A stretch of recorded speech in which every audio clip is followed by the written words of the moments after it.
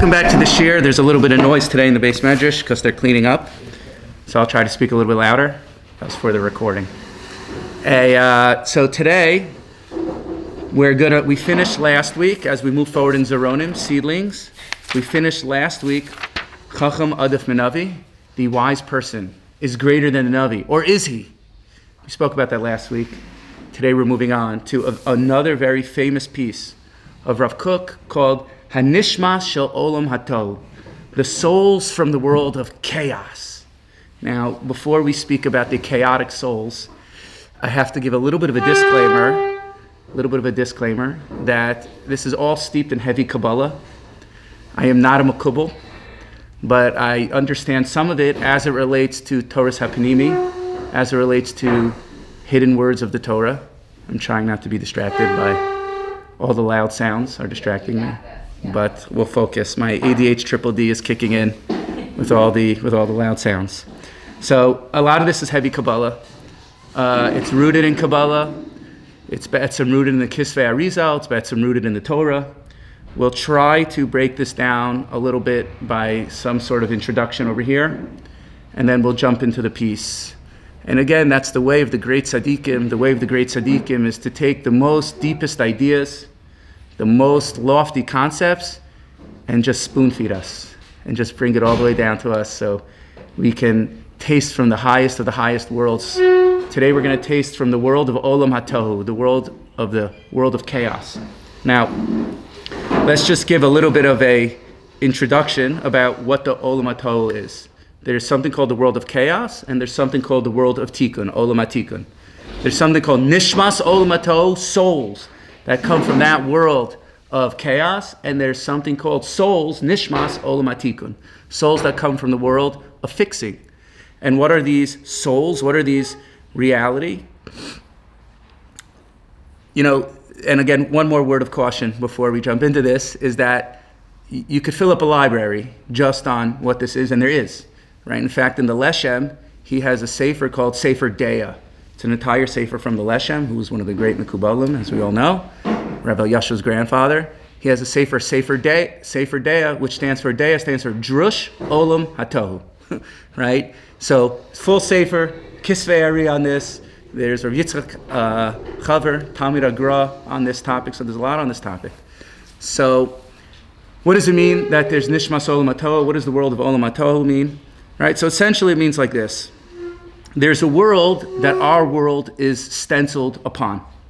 It says when Hashem created the world, Bereshis bara Elokim es hashamayim ve'es haaretz, Hashem created heaven and earth, ve'aretz haisa tohu vavohu, and the world was tohu vavohu. The world was chaotic. We live in a certain way in a post-traumatic world. You would think the Torah should open up and the world should be order. Everything should be sunny and beautiful, and you're chilling in Eilat, or you're someplace, you're in Florida on a nice beach, you're in Hawaii, Shem Havaya, right? You're in the most beautiful places in the world, and that's, you think, how it should open up. But instead, our Torah opens up, our world opens up. It's Aretz Haisa Tohu Vavohu. The world already was Tohu Vavohu, means before the creation of the world of the Olam HaTikkun, which is essentially the world that we live in, that was stenciled on top of the Olam HaTohu, the world was already being built and destroyed, as the Sifrei Kabbalah explained, that Hashem was being bona worlds and machrivim worlds, he was building and destroying. And that's what it says, Bereshis bara Elokim es hashamayim ve'es haaretz, Aretz haisa tohu vavohu. The world already was tohu vavohu. We open up and it's filled with darkness, it's filled with anxiety, stress, trauma, total dysfunction. And then a little bit, it starts to get better. Al pnei atom v'ruach Elokim merchefes al pnei mayim vayomer Elokim yehi or vayehi or. Then Hashem says, let there be light. Already immediately after the traumatic event of the creating of the world, of the chaotic event of creating of the world, little by little begins the Olam HaTikkun. Vayehi or, then there was light. Then it says, Vayar Elokim es or ki tov. And not only was there a little bit of Tikkun, Hashem saw that light was good. Vayavd Elohim bein or ubein choshech. Then Hashem separated between light and darkness. It means this already, the Torah brings us into the world of chaos, and the Olam HaTikkun, the Olam HaTohu, and the Olam HaTikkun already right in the beginning, that the world starts to get a little bit better. So if things are going wrong in your life, the first thing you need to know, it's supposed to be that way. right? That we already open up and everything's just totally going wrong. Nothing is going Keseder. Everything is just completely backwards, right? And it's built like that by design, as we're going to see. Now, what does it mean? Again, we're just going to talk about the Olam Tohu because we have to understand this, at least attempt to understand this as we begin this piece. It means that when Hashem created the world, there was something called Orot and Kalim. I have a chavrusa in the morning, and we learn Orot from Rav Kook, a different section we're learning out, and we learn Mishnayos Kalim. So people say, what are you learning? I say, we're learning Orot and Kalim, light and vessels, right? We're learning light and vessels. So when Hashem created the world, there was this or, there was this light, there was this pureness. Hashem, even the or of Hashem is only a way that Hashem constricted himself in a way that we can even say something called or Hashem, because obviously it's one of the things we don't know Hashem, right? Lo machshavasai machshavasechem. But there was something Hashem constricted, and we call that the or Hashem, containing all goodness. But every light needs a vessel, right? If you have a cup of water, if you have water, what good is it if you don't have a cup to hold it in, right? So this or came down, and it overwhelmed the vessels. It overwhelmed the kalim. And this is what we know that the Kabbalah teaches. There's something called, a term many of you are familiar with already, shviras hakelim. There's something called the broken vessels. Now, there are many, many reasons why these vessels broke, okay? And this is the corpus of large sections of Kabbalah, is why these vessels broke. But suffice to say that each one of the kalim thought that they could hold the light on their own. Each one of the kalim thought that they had such longing, they had such desire to hold light. Each keli said, in Rav Nassan's words, Ana emloch, I want to be the one to hold all the light. So in psychological terms, what that means, these were egocentric kalim, right? Since they were egocentric kalim, since each vessel thought that they could hold the light on their own, this massive light of Hashem, so this called a shvira, this caused a shattering, this caused it to break.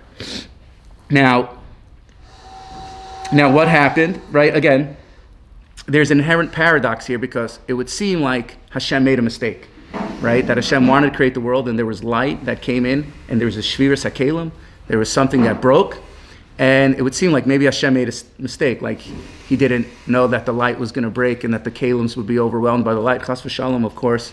This was all the Nahora Ilah, part of Hashem's amazing, amazing plan, that we should be matakin the shvira, that stenciled on top of the Olam Tohu is the Olam Tikkun, right? Built on top of the first world is the second world, the Olam Tikkun. And these two worlds, they interact with each other, right? And this is what Sifrei Chasidus bring, that our job is either to be matakin the shvira, fix all brokenness in our life, fix all trauma, fix all dysfunction, fix all unhealthy relationships, fix inner work, fixing ourselves, right?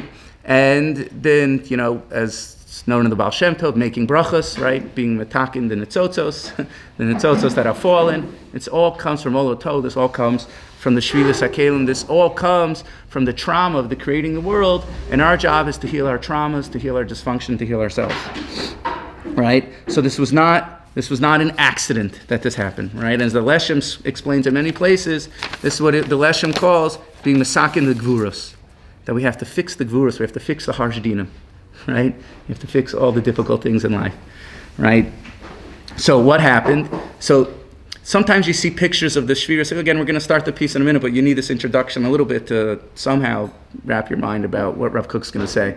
So what happens? Sometimes you see pictures of the shviras and they're in a straight line, and sometimes you see pictures, right? Keser, Chachma, right? Chachma, Bina, Das, Chesed, Gvura, Tiferet, Netzach, Hod, Yisod, and you'll see it in a straight line. And sometimes you see like Chesed, Gvura, Tiferet, Netzach, Hod, Yisod. You see kind of like a chariot when you see the pictures, right? So this is Marames, again, to the Olam, to Igulim and Yoshar, that there's a straight way, there's a way the world works, there's also a circumference way the world works.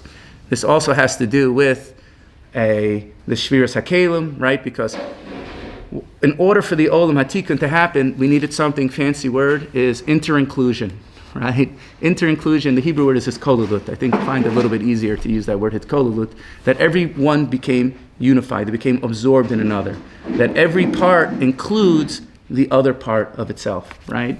So you have this inter-inclusion, this is kololus, that the spheres had realigned themselves. You have Chesed, Gvura, Tiferes, Netzach, Hod, Yisod, Malchus.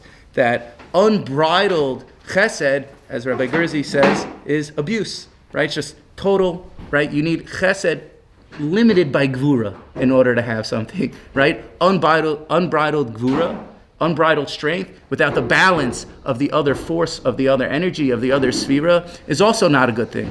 So if you have chesed just on its own, and gvura just on its own, and tiferes just on its own, and netzach, hod, yesod, all these things on their own, what does that create? That creates chaos.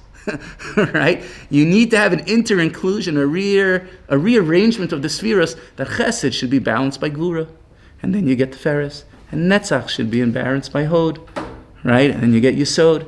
So that's balance. And that's the olam hatikun. The olam hatikun represents having balance within ourselves and the world. So Rav Kook is now going to say, with that introduction, by way of introduction, Rav Kook is going to say something amazing now. Okay? He's going to say something awesome. So now, with that, let's jump in. Let's jump into the piece. Okay? Hanishma shel olam hatohu. The souls that come from this world of chaos. Hadracha haragila shel tom v'yoshar. The regular way of things of wholeness and straightness. B'shmiras hamidos tovos v'chol das v'din. In having proper midos, proper attributes, v'chol das v'din, in every regular way with finitude and boundaries. Zeu inyan tahaluchos olam hatikun. Right? The way of order, the way of balance, the way of normality, the way of regularity, that is the olam hatikun. That is the world of fixing. V'chol hitpartzus mizeh.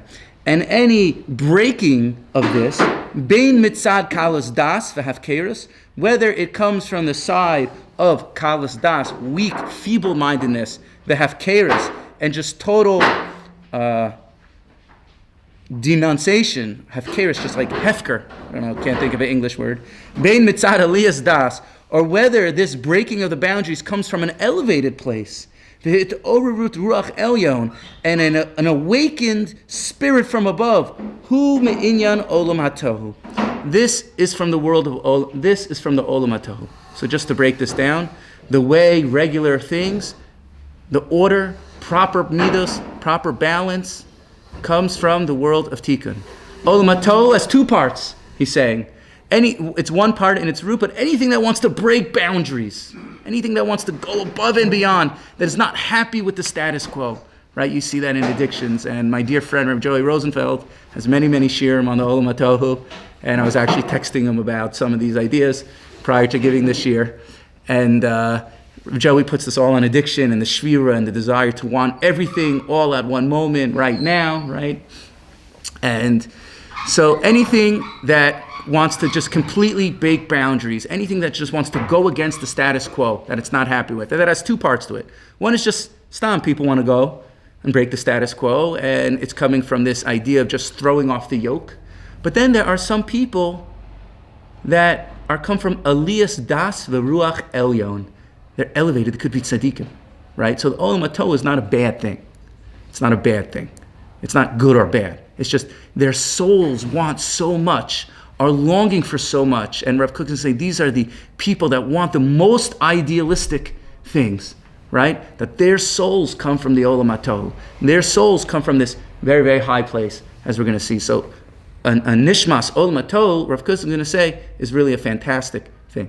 It's an amazing thing. He's going to say souls that come from this world. And Rav Aviner, we're going to see hopefully, Rav Aviner writes, Rav Aviner was one of the Talmidim of Rav Tzvi Yehuda. Everyone knows Rav Aviner, doesn't need an introduction, right? But Rav Aviner writes that Rav Kook was saying about himself that his soul comes from the Olam hatohu. That his soul comes, as in part of the Nishmas Olam hatohu, comes from this very lofty place.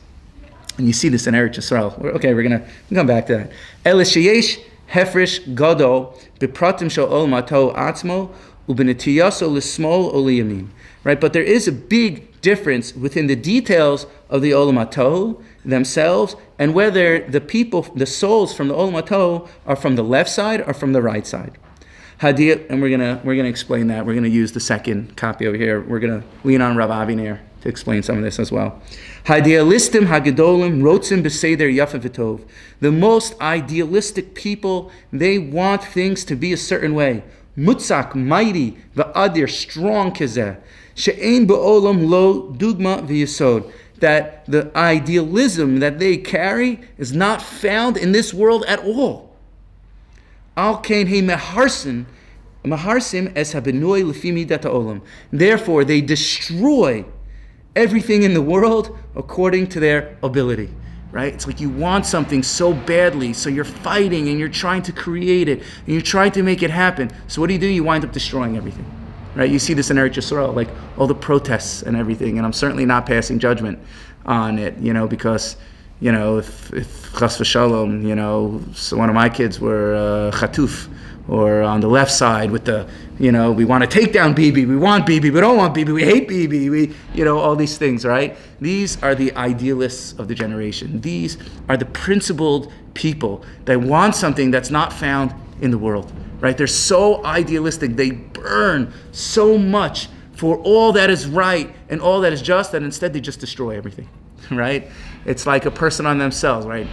Like a small example, right? A guy wants to go learn. He wants to learn so badly. So what does he do? He lashes out at his wife because he wants to go learn, right? He just burns everything around him, right? Or someone wants something a certain way. So they're so demanding, they're so rigid. And what do? They destroy everything in their path, right? Because the desire for perfection and the desire for all that is good and all that is just is so strong that they just destroy everything.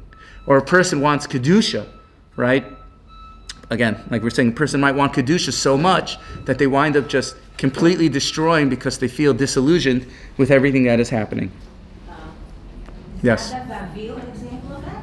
Nadav and Avihu, do their souls come from the world of chaos? They wanted so much, I would say in this context, yes, right? That they burned for Hashem. The question was, does Nadav and Avihu's soul fit into this? In this context, yes. I don't know what the Kisvei Ari would say about this topic, because there is Shar Gulgalim where I believe he explains actually another view. So I can't say authoritatively, and when it comes to Divrei Pnimius, you have to be careful not to just shoot from the hip, but in this context, I would say that definitely fits, right? That Nadav and Avihu burnt so much for Hashem that they winded up destroying the whole thing. Right, I saw from the Alter Rebbe in Parshas Vayishlach, last week's Parsha, the Alter Rebbe says that Yaakov and Esav represents Nishmas Olam Hato. He says a different term. He says that it's Orot de Tohu in Kalim of Tikkun. That's what he says, Yaakov and Esav. It's lights from the world of Tohu, but in a proper vessel of Tikkun. And he plugs that into Yaakov and Esav, this fight of back and forth. Right, that you could have this. It's an interesting term, oro to toh in kalim of tikkun, lights of chaos in proper vessels, right? That can actually hold that, right? It means understanding that it's not going to be the way that you want it to be. And even though you're burning so much, you could still function in a worldly order, and that worldly order that you're functioning in, that realm of existence that you're functioning in, doesn't take away from you at all. So you can have both aspects, So it's definitely, you see, the Mittler Rebbe wrote about this at length. He was the Rosh Shalom Dov Meir Lubavitch. He was the second. He was the Baal HaTanya's son, right? The Tzemach Tzedek was the grandson, right? So he wrote about this at length, about the Olam HaTohu. And so in Chabad Hasidus, it's there. It's in other places also, right? But these people, it's so quiet now. I could hear finally. I was fighting the noise the whole time. I couldn't hear myself think, right? Ume'olim yodim gam livnos es ha'olam haneras.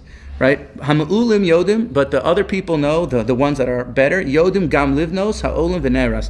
They actually know how to build the world and to destroy. Aval agruim, but the low people from the nishmas olam hato, from the world of olam hato, shenatia ha'ideilat ha'yoter el yona naga behem rak negia kol shehu. Right? This idealistic thing had only touched them a little bit. Heim rak mechablim umaharsim. They just destroy. Protests mamish all day long. And these souls in the world, right? So in the Olam Hato, there are different midregas of neshamas, right? There are the very high ones that know how to build and destroy, right? And then the very low ones that just know how to destroy. It's just chaos, right? And these souls are so let down by everything that's happened in society, everything that has not gone their way, that they just, mamish, feel like destroying. Clear so far? Any questions? Oh, it's so quiet. Finally. I didn't realize how loud it was. Thank you for closing the door. All right? Okay. Now we're continuing. Nishmas to Tohu Now this is where he says it. Neshamos de Tohu, Gavoas heim min neshamos de Tikkun. The souls of chaos, the neshamos de Tohu. Welcome, Michael. You got 2 sheets over here. No, before we move on, let's just do this piece in Rav Aviner over here. The second photocopied sheet. Everyone has the second photocopy sheet. We're going to just explain this a little bit. So this is Rav Aviner's Parish on Orot. And you have the second sheet, Michael? Okay. You have it? You're good? Perfect, right? This is Rav Aviner's Parish on kind of what we just said a little bit, but just to flesh it out, because this is very important. So what Rav Aviner did is he explained a mashulav in between the words. He explains different understandings of what Rav Kook is saying. So let's take from the top. Aliyas das v'sroruch elyon hu me'inyan olam hatohu. Right, having this principledness, right, and having this aliyas das can come from the olam hatohu. So now in the words, nishmas ma'olam hatikun, the souls from the world of Tikkun, haholchos betalam, that go in their fullness, heim bevadai nishmas chiviyut. These are definitely souls that are necessary, that have to be. Aval, nishmas ma'olam hatohu, hein lav dafka nishamos shliliyut. Right? But the souls from the world of chaos, they are not necessarily shliliyut, negative. Shechein yesh neshamos ma'olam hatohu habos mitzad kalas das ve'efkeros, because there are souls that come from the world of chaos, from just breaking boundaries, and they're not necessarily so smart. Mitoch zilzol ve'rotzon laharis ve'lahachriv, because they want to denigrate and they have a desire to embarrass and destroy. Ubenishmas halu ose karav beperik shelafneinu, and these are the souls that Rav Kook is talking about in our parak. Ve'yesh nishamos me'olam hatohu habos mitzad aliyas das, and there are those souls that come from the world of tohu, that come from aliyas das, smart. Klomar hitpatkut machshavas hasichlit, the opening up of the mind. Ve'hitorurut ruach elyon, and with this elevated spirit. Mitoch she'ifa la'idealim gedolim, mitoch rotzon leromim es hakol. They are coming from a strong desire, and they want to elevate everything, not destroy everything. They want to elevate everything. This is a very big distinction over here. But there's a big difference between people within the olam hatohu, between those that are on the left side and those are on the right side. Right,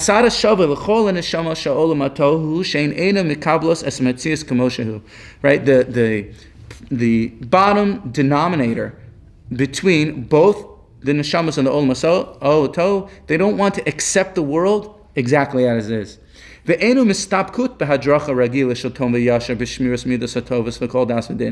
not satisfied with the regular way that things go, the regular order, the status quo. So there is a soul from the olam hatohu that wants to destroy everything. Because it comes from the side of small. Small is also is the side of Guros. Ela hatstadim ha'afelim habahamiyim hagasim v'achitim shebechayim el sitr desmol shehut tzarara. Rather, they come from this animalistic, egocentric place of the side of small. We know the sitr desmola. The sitra means side, small is left. We always know that's synonymous with the sitra de ra of bad sides. Right? In English we say side, tzad. Hebrew, same word, right? But you know that there's a soul that comes from the olam hatohu, that comes from the right side, el sitra de yamina, shehut tzad hatov, right? So not all nishmas olam hatohu are bad. There's nishmas olam hatohu that come from the good side, and there's nishmas hatohu that come from the bad side. But bechinas yaminu techalkeni, like it says, from the right I will be embraced. Yamin Hashem Romema, Yamin Hashem Osachayil. That the right of Hashem's hand will be uplifted and it will wage war. Right? So you see that, again, you see this point that Rav Aviner is bringing out, this important point over here, that the Nishmas Olam hatohu are not necessarily bad. Right? Some know how to build and destroy, some just know how to destroy, but it's coming from a very high place. Okay? Back inside to the second paragraph of the first sheet. Nishamos de tohu gavoas hein min nishmas hatikkun. Right? Here's where he says it, right? The nishmas hatohu are higher than the nishmas hatikkun. These souls from the world of chaos are higher than the world of Tikkun, right? That's such an astounding thing, because these souls destroy, and some of them also know how to build. But the Nishmas Olam Tohu are higher than the world. You would think, not that way. You would think the guy's balanced, the regular thing, right? Has order and Seder in his life. That is a very high thing. But the Nishmas Olam Tohu, Rav Kook is saying, are higher than the world of Tikkun, right? Because if you think about it this way, as we explained in the introduction, that when Hashem created the world, Hashem drew down step by step by step. First there was the Olam Tohu, right? And then there was the Olam Tikkun. So the Nishmas Olam Tohu were created at the very inception of the world, when the Aretz Haisa Tohu Vavohu.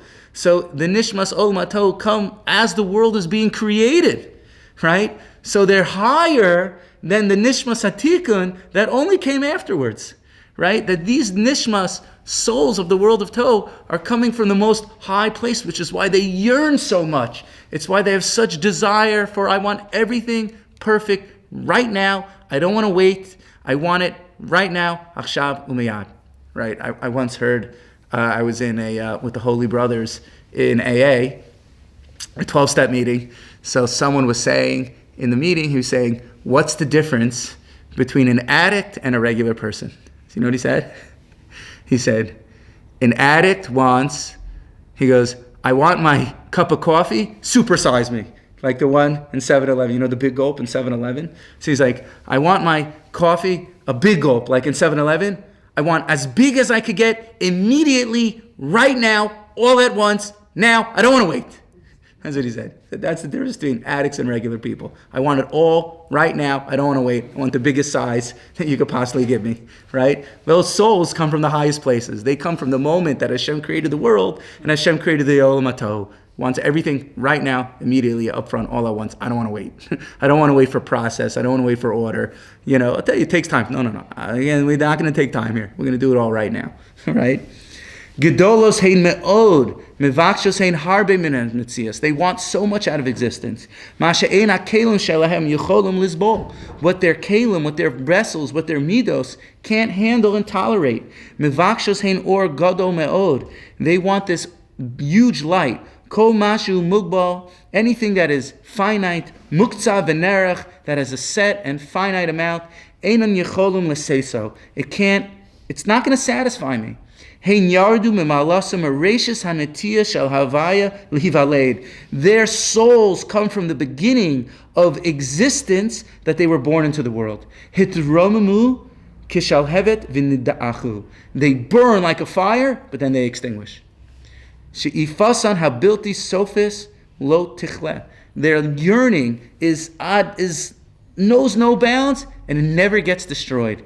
Hinan mitlabush bekelim shonim, and their desire expresses itself in different vessels. Sho'afos harbe yoser v'yoser ma'amida sho'afot v'noflot.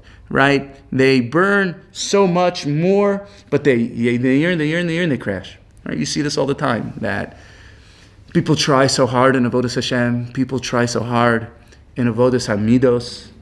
They try in so many different areas. I try, but I fall. I try, and I fall. I know for myself. I try, and I fall. I try and fall. Say, one day, maybe I'll amount to something in my life. Right? And then a person starts shaming themselves.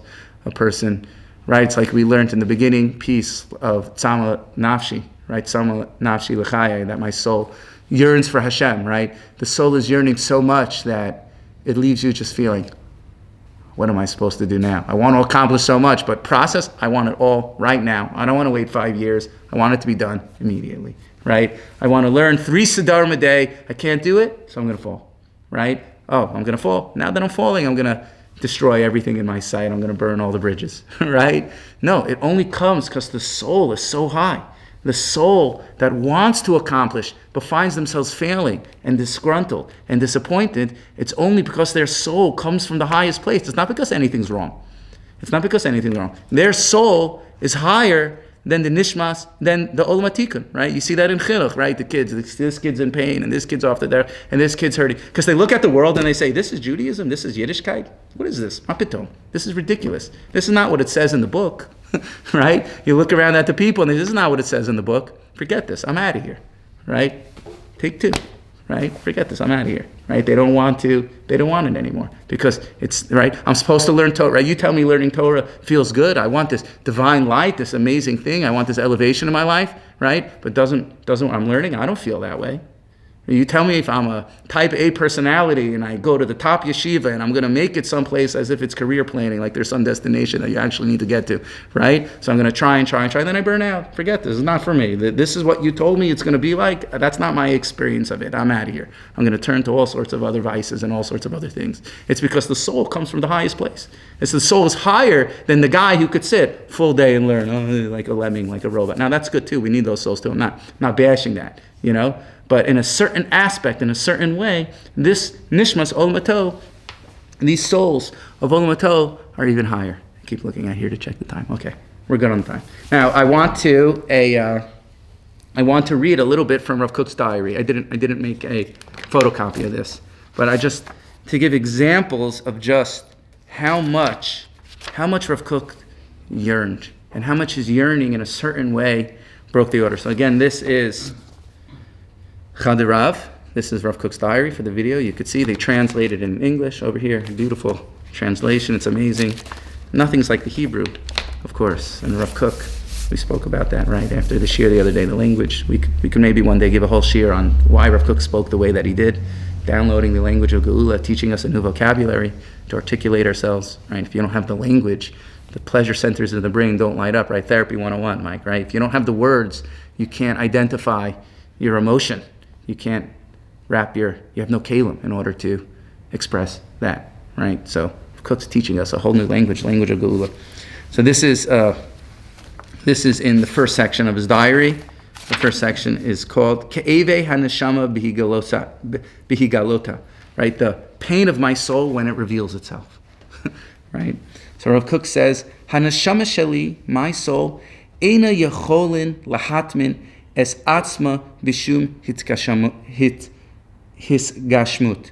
Right? My soul is not able to bury itself, lahatmin et atzma, in any sort of hisgashmut, right? Any sort of, like to be megusham, any physical thing. My soul can't express itself in any physical thing.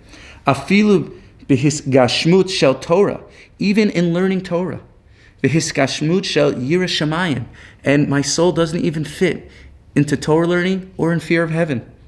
Kol zman she'enan misadnot berom edlan, any time where it's not delighting in the exaltedness of delights. Ve'enam misalot berom hatohor, and it doesn't elevate to all purity shel kosef, of desire, of haneshama hatahora, of my pure soul. Pitaharat hakarata usheifata hapnimit, with internal longing and internal desire and awareness. Shekol ma shehu adin, anything that is more refined. Kol ma shehu miromam, anything that is more elevated. Kol ma shehu kadosh v'nisa, anything that is all holy and uplifted.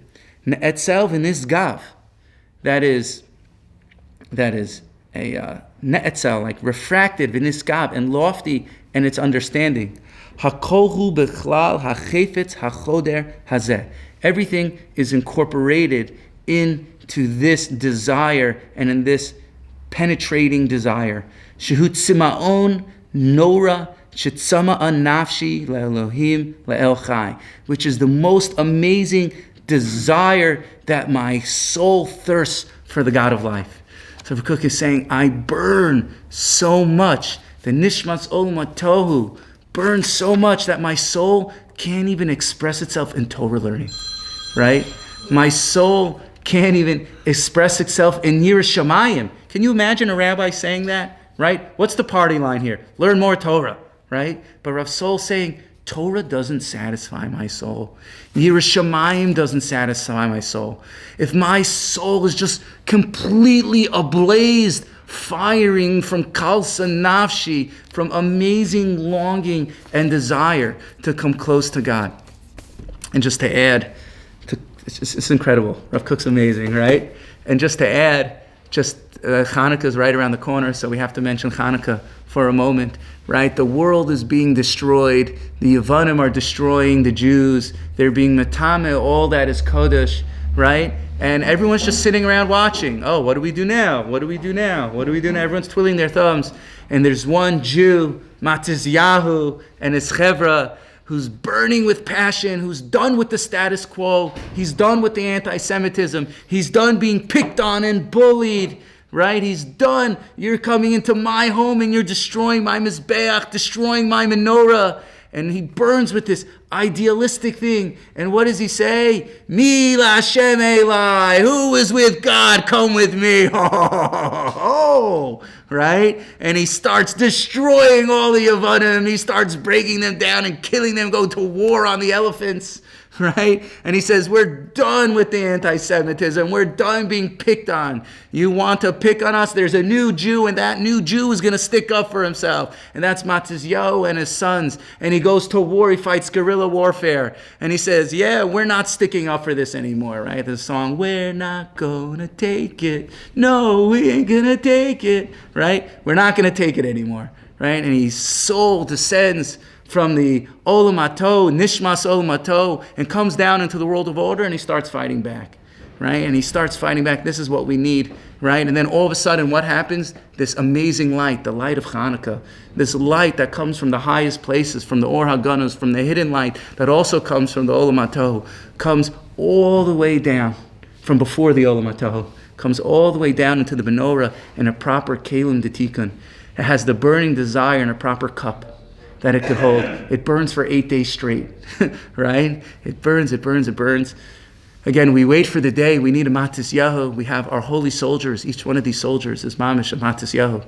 Each one of these soldiers is a Mila Hashem Elai.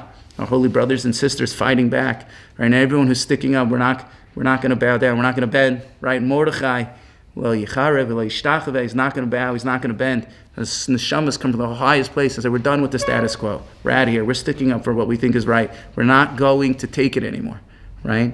And that's Rav Kook yearning and describing how everything that's happening in Eretz Yisrael, including all the protests, come from the highest of the highest souls, right? And on all end, this is all preparing for the Geula as we're going to continue to learn, right? We're going to continue to learn. These Baalei Prinsav, these people with the most ideas, the people that have the most principled people, that their souls come from the highest place. We wait for the day to see Matizyahu in his full strength. We wait again as we're watching the miracles Nisim Ala Teva happening. We have our boundaries are expanding, right? We're just breaking all the boundaries, right? But we're building. We're having Orot de Tohu in Kelim de Tikkun, in proper vessels. That's the Nesa Chanukah. We'll continue. Okay, it's in a room.